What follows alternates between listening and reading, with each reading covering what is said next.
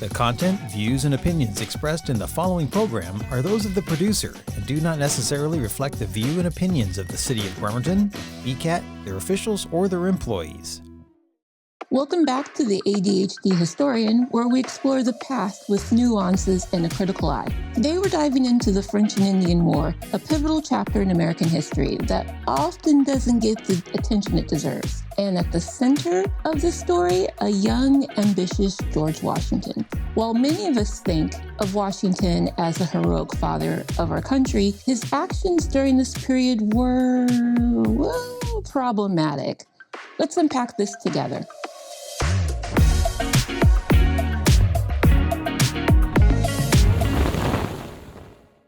First, let's set the scene.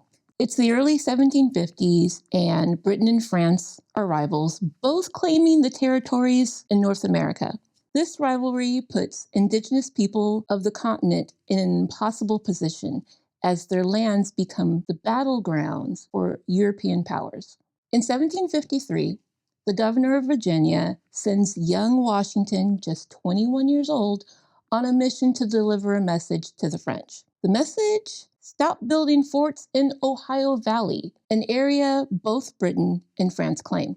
This mission sets the stage for Washington's rise to prominence, but also his missteps. Fast forward to 1754, Washington leads a small group of Virginia militia to confront the French. Near present-day Pittsburgh, Washington's men, along with indigenous allies, led by Seneca leader Tamara Clough, encounter a French detachment. What happens next is murky and controversial. Accounts vary, but it's clear that Washington's forces ambush the French. During the skirmish, the French leader, Ensign Jumonville, is killed, possibly executed by Tamara Clough after being captured. Washington claims he didn't order the kill. The incident ignites a large conflict. The French view it as an unprovoked attack. This is one of Washington's first actions on the international stage, and it's a diplomatic disaster. After the Jumonville affair, Washington builds a makeshift fort, Fort Necessity. The name turns out to be tragically fitting. The French quickly retaliate, attacking the fort with large force. Washington's defenses are inadequate, and his leadership falters. He's forced to surrender. Here's where it gets even more problematic. A part of the surrender terms, Washington unknowingly signs a document admitting responsibility for Jumonville's assassination. Whether this was due to poor translation or Washington's inexperience, it's a serious blunder that damages his reputation and escalates tensions between Britain and France. It's important to pause here and acknowledge the role of indigenous peoples in the conflict. Leaders like Kenneth Harrison allied with Washington not out of loyalty for the British, but because they saw it as a way to counter the French expansion.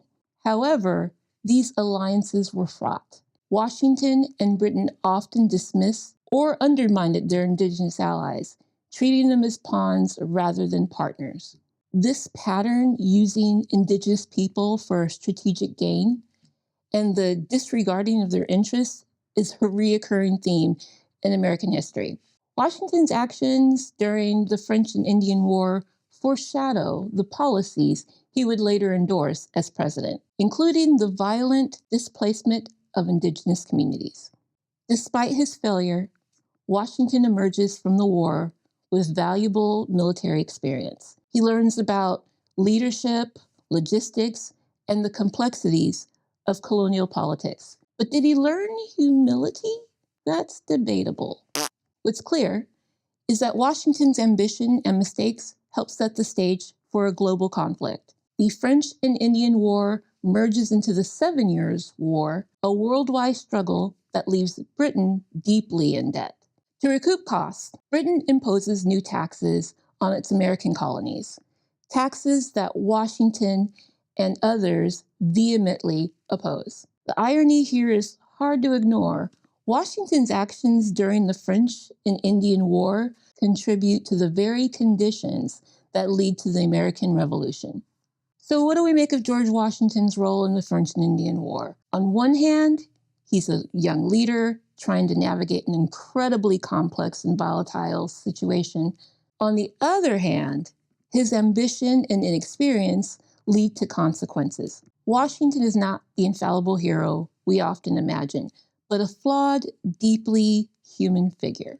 As we reflect on this chapter of history, let's remember the voices often left out of the narrative, the indigenous peoples whose lands and lives were forever altered, and the ordinary soldiers who bore the brunt of the decisions made by ambitious leaders.